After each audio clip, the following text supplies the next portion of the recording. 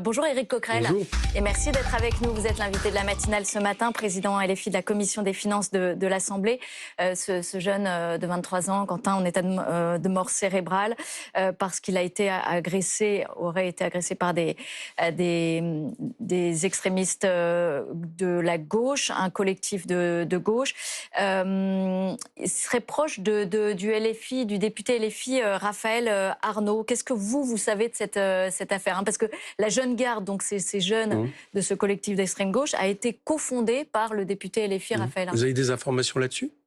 Oui, la Jeune Garde, ça a été cofondé par... Oui, non, mais sur qui Alors, est impliqué? des témoins auraient reconnu des agresseurs. Écoutez, moi je vais vous dire une chose. La première chose, c'est que risquer de mourir à l'âge de Quentin, déjà, c'est absolument terrible pour des événements politiques. Bon.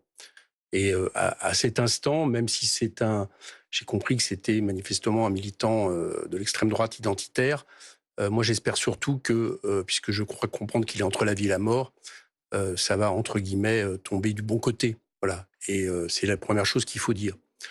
La deuxième chose qu'il faut dire, c'est que, bien évidemment, et vous le savez, nous condamnons toute violence politique. Je vous ferai remarquer que nous avons ce meeting de Rima Hassan, nous avions des militants pour le protéger, qui n'ont été impliqués en rien dans tout ce qui s'est passé. Et il faut comprendre pourquoi il y a des militants qui ont besoin aujourd'hui de protéger nos réunions publiques. Parce que c'est rarement dit. Ça fait maintenant des jours et des jours que tous nos rassemblements, quasiment tous nos rassemblements, sont perturbés par des collectifs, que ce soit la Némésis où nous vivrons, que nous prévenons les préfets de police, que rien n'est fait. Je vous rappelle que nous ne prenons pas ça à légère parce que nous avons plusieurs de députés, dont moi d'ailleurs, qui ont été menacés de mort ces derniers temps, que Jean-Luc Mélenchon, vous le savez, avait malheureusement été concerné par là cette fois-ci une action terroriste contre lui, puisque les gens ont été condamnés, que nous ne prenons donc pas ça à la légère, et que c'est la raison pour laquelle on est obligé de surveiller et de faire en sorte de protéger nos orateurs, mais de la manière, et ça vous le savez puisque vous avez pu être témoin, de la manière dont nous le faisons toujours, c'est-à-dire avec une non-violence totale. Voilà. C'est des groupes terroristes, comme le dit Marine Le Pen, ces groupes d'ultra-gauche. Mais Madame Le Pen, ils doivent être interdits. La Jeune Garde, d'ailleurs, ça devait être dissous. Oui. Hein. Ça l'a pas été encore. Si bien compris, donc on a sur les événements, moi j'ai cru comprendre que on ne sait pas encore grand-chose. Certains parlent de tabassage, d'autres parlent de rixe. J'ai vu que des sources policières parlent de rixe et d'affrontements entre deux groupes. Donc il faut que l'enquête soit menée et bien évidemment, il faut que lumière soit faite sur ces événements terribles. Mais Mme Le Pen, elle serait mieux inspirée si elle regardait du côté de son camp, de ce qui se passe à Lyon depuis des années. Et ce qui se passe à Lyon depuis des années, et vous le savez, c'est qu'il y a des groupes d'ultra-droite. C'était Génération Identitaire, aujourd'hui il s'appelle Rempart, qui sème la terreur dans les rues de Lyon, qui attaque des bars. Il n'y a pas encore très longtemps, en 2024, il y a un de leurs militants qui a agressé de coups de couteau des gens dans un bar dansant. Donc il y a une terreur qui est installée à Lyon, et je pense qu'elle serait plus légitime si elle avait condamné ce genre d'événement, ou si par exemple elle condamnait quand nous sommes dans nos meetings agressés, ce qu'elle ne fait pas évidemment. Bon, là en l'occurrence c'est des antifas, mais est-ce que vous trouvez ça étonnant que ce soit en marge d'une intervention de Rima Hassan? Ce qui est étonnant, je pense, c'est que de considérer normal que des groupuscules d'extrême droite essaient de perturber systématiquement nos meetings, jusqu'à rentrer dans les meetings sans que la police ne fasse rien. C'est quand même un problème, vous l'admettrez. Bon. Donc, le reste, je pense que ça fait malheureusement plus partie du contexte lyonnais que je viens de vous décrire, où peut-être que certains groupes ont considéré que la police n'agissait pas assez contre ces groupuscules identitaires. Là, j'ai vu qu'il y avait une étude de Rue 89 qui montrait que sur 102 actions violentes, je précise bien violentes de ces groupes, 70% étaient impunis. Et qu'on dû penser qu'il fallait même recourir quelque part à se défendre. Ce que je comptais, je pense qu'il faut toujours, même si la police agit assez bizarrement... Il faut dissoudre les groupes d'ultra-gauche comme les groupes d'ultra-droite. Comment ? Il faut dissoudre les groupes d'ultra-gauche comme les groupes d'ultra-droite. écoutez, là, pour l'instant, à ma connaissance, il n'y a pas de groupe constitué qui ont participé à ces actions. Si c'est le cas, on verra bien, mais pour l'instant, c'est pas le cas. A priori, ce serait des membres de la Jeune Garde. Non, ça, vous n'avez aucun élément. Je n'ai pas lu j'ai lu aucun élément là-dessus. Donc, on verra bien ce que dit l'enquête. Nous le disons très clairement. Nous condamnons toute violence, et nous condamnons les violences qui ont eu lieu hier, surtout quand elles entraînent malheureusement le risque de mort de quelqu'un.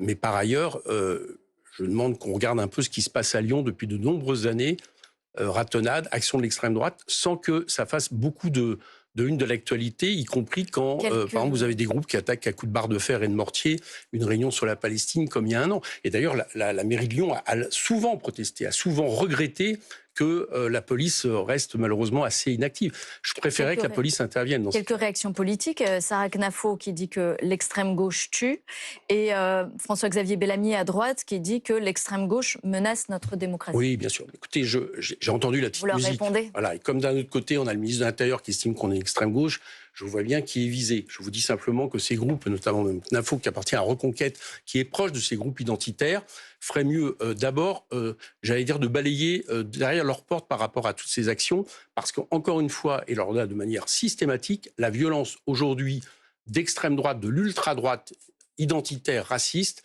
elle est documentée, prouvée, et malheureusement, peu de choses sont faites. Donc moi, je demande que les choses soient faites, et je le dis à toutes les personnes qui pourraient se sentir menacées. Par contre, ne réagissez pas de la même manière qu'eux, n'usez pas la défense, n'usez pas de la violence, tout simplement parce que on voit bien qu'on est toujours perdant dans ces cas-là.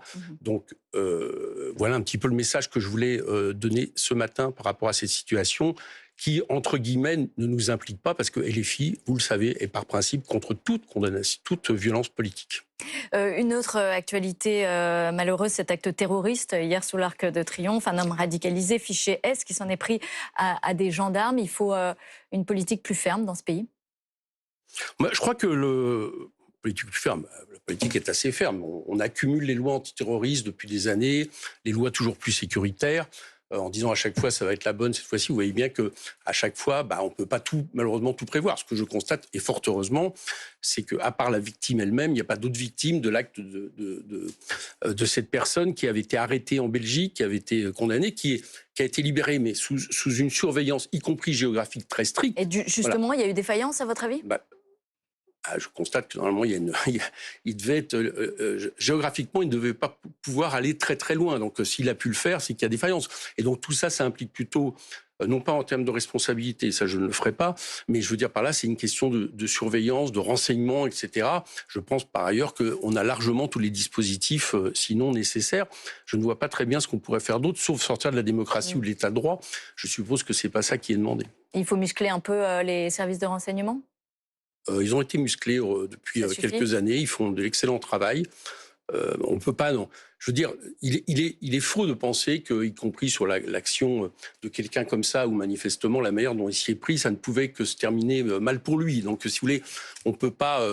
Je voudrais pas non plus leur jeter la pierre. Je sais que par ailleurs, il désamorce beaucoup de tentatives ou de menaces. Donc, à cette heure, je n'ai pas suffisamment d'informations pour m'engager dans une voie de responsabilité des services de renseignement et je ne le ferai pas.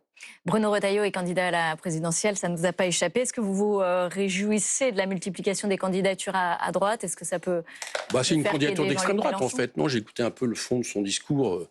Candidature d'extrême droite. Oui, défense de la civilisation, l'ordre, etc. Il est sur les terres de l'extrême droite depuis longtemps, y compris, je pense, parce que en réalité, ce genre de personnes politiques préparent une espèce de fusion entre la droite et l'extrême droite, comme on a vu dans d'autres pays, ce qui est extrêmement dangereux. Donc, j'ai pas spécialement de commentaires à faire là-dessus et sur ce qu'il propose, si ce n'est que il y a pas mal de tonalités du ministre de l'Intérieur qui, malheureusement, sont repris par l'actuel ministre de l'Intérieur, qui sont inquiétantes pour la démocratie. Je vous rappelle que c'est lui qui parlait des Français de papier, qui est une expression vichysoise pour parler des Français qui ne seraient pas nés en France, etc., etc. Bon, voilà, c'est pour ça que je vous dis, c'est une candidature d'extrême. On va dire que c'est la première candidature d'extrême droite déclarée. Bruno Retailleau qui propose un référendum sur l'immigration, comme le RN d'ailleurs. Selon un sondage ELAB, 6 Français sur 10 estiment qu'il y a trop d'immigrants en France. 7 Français sur 10 considèrent que la politique migratoire est trop laxiste. Vous défendez la créolisation, maintenant le grand remplacement, mais à l'envers. Est-ce que vous n'êtes pas à rebours finalement de la volonté des Français ? Non, le grand remplacement, c'était un peu un mot provocateur provocateur de Jean-Luc Mélenchon pour illustrer que nous, ce qu'on entend par là, c'est le fait que voilà, les générations nouvelles arrivent avec toutes leurs caractéristiques, et y compris une France effectivement plus diverse. Vous le savez, en 58, un Français sur 10 avait un grand-parent étranger. Aujourd'hui, il y a un grand-parent sur 4. Donc, inévitablement, entre guillemets, ça se voit davantage. Sur la créolisation, oui, nous pensons que c'est ce qui est en train de se passer dans ce pays. Et tant mieux, parce que la France a toujours été riche. La France a toujours été un pays d'immigration, quoi qu'on dise, quoi qu'on raconte, et elle en a toujours été riche pour plein de raisons, que ce soit économique, culturelle, culinaire, y compris d'ailleurs, y compris au niveau de la natalité. Je vous rappelle que aujourd'hui, il y a le solde est négatif pour les Français qui sont voilà. Donc tout ça a permis à notre pays d'avoir cette diversité, ce talent, et c'est un peu ce que nous voulons signifier par rapport à ça. Il y a les municipales qui approchent. Est-ce que la France insoumise envisage de faire alliance avec le Parti socialiste pour faire battre le Rassemblement national ou la droite? Écoutez, pour l'instant, moi j'observe qu'il y a un parti qui n'envisage pas d'alliance avec nous, c'est le Parti socialiste. Ils l'ont dit dès le départ. C'était en lien avec, y compris, le fait de renoncer à censurer les gouvernements depuis février 2025, M. Bayrou. Donc il y avait une ligne politique qui est celle, on va dire, de l'accompagnement, le fait d'être finalement des soutiens implicites du macronisme. Et ils ont, à partir de là, décidé qu'il n'y aurait plus d'alliance. Bon, nous, on n'a jamais dit ça. Nous, on a dit, par exemple, si on arrivait en tête, on tendait la main sur notre programme, puisqu'on serait arrivé en tête, aux listes arrivées derrière nous. Donc c'est à eux qu'il faut poser la question. Nous, pour l'instant, on va... il se passe plutôt bien. Tous nos meetings sont absolument bondés. C'est-à-dire vous dites, si vous faites plus de 10%, vous vous maintenez dans tous les cas? Non, je n'ai pas dit ça. Je vous dis que nous, ce que nous avons dit, c'est que nous avons étudié un cas de figure. On est en tête, on tend la main. Je n'ai pas entendu le Parti socialiste dire la même chose. Au contraire, j'aurais même entendu dire l'inverse. Donc je pense que les questions, c'est vis-à-vis d'eux. Mais nous, très clairement, on ne fera pas d'alliance qui ne nous permet pas d'appliquer des programmes de rupture dans les municipalités. C'est ça qui nous importe. C'est pas des alliances. Ça veut dire aucune alliance avec le PS, alors? À tous nos concitoyens. Comment? Ça veut dire aucune alliance avec le PS? Ça dépend des endroits. Certainement qu'il y a peut-être des endroits où notre rapport de force permet d'appliquer notre programme. Donc on verra bien. Mais encore une fois, pour l'instant, c'est à eux qu'il faut poser la question. Vous êtes insurgé contre la nomination d'Amélie de Montchalin à la Cour des comptes. Est-ce que vous envisagez un recours? Insurgé, c'est un grand mot. Tout de suite, on utilise des termes vis-à-vis des insoumis. On est insurgé. Non, je l'ai fait. J'ai compris que j'étais pas le seul, loin de là, à faire remarquer que, pour toutes les raisons, rien n'allait dans cette nomination. C'est un ministre actuel qui va juger son propre budget dans quelques mois au niveau de la Cour des comptes. Donc on voit bien qu'il y a jugé parti de manière impossible. Un recours, il n'y a pas de recours possible sur ce genre de nomination. C'est un problème d'ailleurs. Il faut peut-être réfléchir à comment c'est nommé. Le président du Conseil constitutionnel, vous savez qu'il y a un avis de la commission au fond de l'Assemblée nationale, la commission des lois. Je trouve que peut-être qu'il faudrait un avis de notre côté aussi à l'avenir. Merci Éric Coquerel d'avoir été notre invité ce matin, président LFI de la Commission des finances de l'Assemblée nationale.